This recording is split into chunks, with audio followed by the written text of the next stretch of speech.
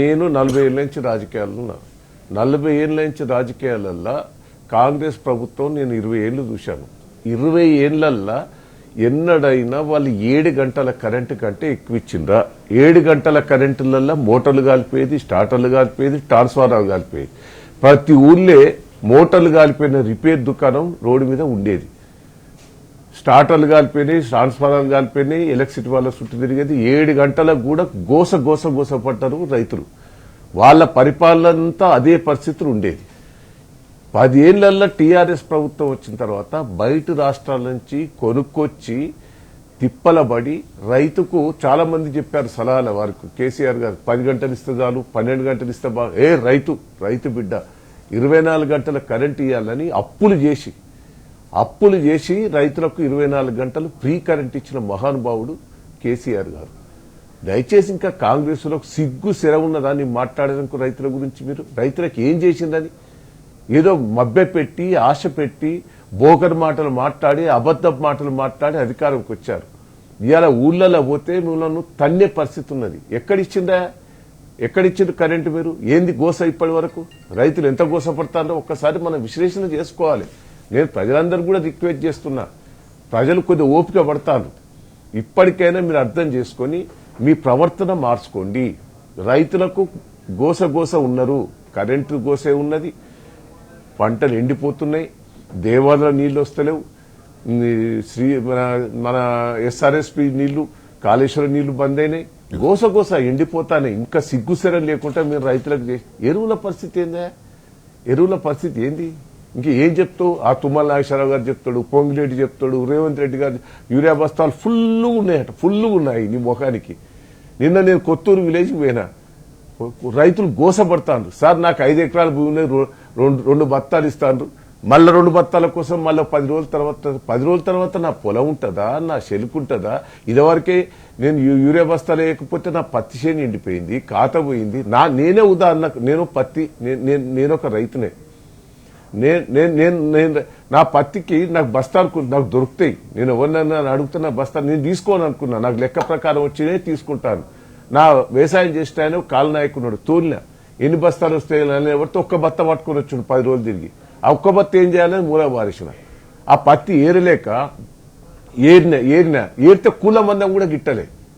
నా పరిస్థితి అట్లే ఉంటే రైతుల పరిస్థితి ఇంకెట్టున్నది. నేను ఒక రైతు బిడ్డనే. దయచేసి సిగ్గుశరం ఇప్పటికైనా రైతులకు క్షమాపణ చెప్పండి. ఏందే యాప్ సిస్టమ్? ఎవరు రైతు ఏందే పాపం? చదువుకొని ఎవరు ఉంటారు? 50-60% వాళ్ళకు తెలియదు. నువ్వేదో బుక్ చేస్తావా అది ఇదని మాట్లాడుతున్నావు. ఇదంతా బోకసు. నువ్వు ఏదో దాటేయాలే మేమనే ధోని మీద నువ్వు మాట్లాడుతున్నావు. వేరే రాష్ట్రాలలో ఈ కొరత లేదు ఎందుకు? ఒక తెలంగాణ రాష్ట్రంలో ఉన్నది ఎందుకు? వేరే రాష్ట్రాలలో కొరత లేదు. నేను అన్ని రాష్ట్రాలలో ఫోన్ చేసిన వాళ్ళు మేము గతంలో ఏం చేసేది, కేసీఆర్ గారు ఒక 5-6 ఎంపీలను మంత్రులను ఢిల్లీకి తోలి 6 నెలల ముందు స్టాక్ తీసుకొచ్చి యాగిన్లో తీసుకొచ్చి మొత్తం స్టాక్ పెట్టే జిల్లాలలో. నీకెక్కడ ప్లానింగ్ లేదు, బొంద లేదు. ఆడిపోతే నువ్వు ఢిల్లీకి పోయి ఎవరిని కలుస్తాను? నీ ఏంది? ఎప్పుడన్నా యూరియా బస్తాల గురించి ఢిల్లీలో నువ్వు ఎవరితోనైనా మాట్లాడినావా? నువ్వు ఒక్కసారన్నా స్టేట్మెంట్ ఇచ్చినా నీ ఎంపీలు గెలిచిండ్రు, మాకు యూరియా బత్తాలు దొరుకుతలేవు అని ఎంపీలు ఎవరన్నా మాట్లాడినరా? మీ మంత్రులు ఎవరన్నా మీ ఢిల్లీకి పోయి నువ్వు పొద్దున్న లేస్తే నువ్వు ఢిల్లీకి ఉరుకుతాను. నువ్వు ఏం మాట్లాడినావు? యూరియా బస్తాలు మన తెలంగాణలో కొరత ఉన్నదా? మరి కొరత లేదని అంటాను. మరి తీసినవన్నీ చాలా మంది నేను అనుకుంటున్నా ఎమ్మెల్యేలు మంత్రులు ఏమన్నా అమ్ముకుంటారా చెప్పండి? మొన్న నల్గొండలా ఒక ఎమ్మెల్యే అమ్ముకున్నాడని మీరే పేపర్లలో వచ్చింది. మీరేమన్నా అమ్ముకుంటారా వచ్చిన బస్తాలు? అదనే చెప్పు. కేంద్రం ఇస్తాంది, మా కాంగ్రెస్ పార్టీ మంత్రులు ఎమ్మెల్యేలు బ్లాక్ మార్కెట్లో అమ్ముకుంటారా? అదనే చెప్పండి. రైతులకు ఇంత ఇబ్బంది పడతా అంటే సిగ్గు శరం లేకుండా ఇంకా మాట్లాడు. దయచేసి మర్చిపోండి. నేను ఒకటే అనుకున్నాను. బోనస్ పోయినసారి కొట్టినవు, ఇస్తానని బోనస్ ఏమని చెప్పినావు నువ్వు? రైతులకు అన్ని మక్కలకు, కంకులకు, బెండకాయలకు, దొండకాయలకు ఇస్తా అని చెప్పినావు. ఒక్కదానికి ఇచ్చి సన్న ఓట్లు అన్నావు.